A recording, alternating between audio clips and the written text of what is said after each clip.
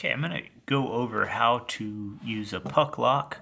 This is going to be specifically on the puck locks that will be compatible have the flat back. If you try to buy and use a puck lock that has a back that has a step, it will not work with the ARma15. That's made for a different application and is not compatible. So you're looking for ones that have a flat back. Not all puck locks are compatible. Obviously, the ones we sell are completely compatible with it. They're also made the locks that we teamed up with. They're also 100% made in America, just like the ARma15.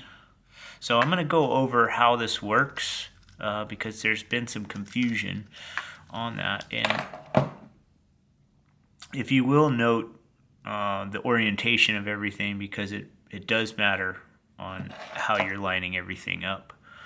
So you're going to start with your key open and on the outside, and what you're going to do is have that shackle that you can see coming through right now is going to go into the spring-loaded pin that you see moving up and down right now in your screen. Okay, so it's going to go in there,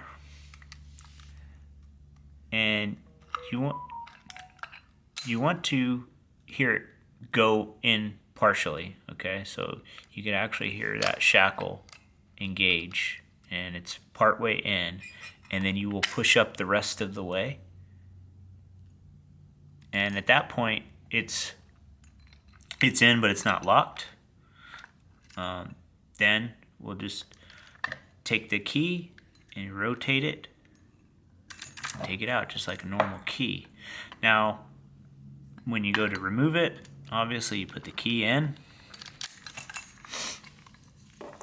and you're going to rotate it, and by pulling the key and the shackle, the key is moving the shackle, right? And then that can be removed and you have access to the ARma15. So just to recap, do it one more time. The locking shackle is going to come in on the spring-loaded side, and right now it's in the down position. Right, you're going to go ahead and put both locking tabs into the hidden shackle slot, if you will. All right, and it goes in just as you see there,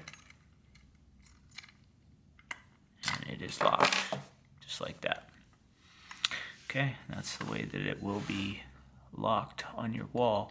Now there is a little bit of wiggle, so that a very small amount of clearance, but we didn't want to leave a whole lot of clearance for anybody to be able to stick a big crowbar or anything like that in there. So there's enough clearance to where it should be a very easy and simple process, but not a whole lots of gaps here. You know, you can see even the width of this key doesn't fit in between there. That's by design.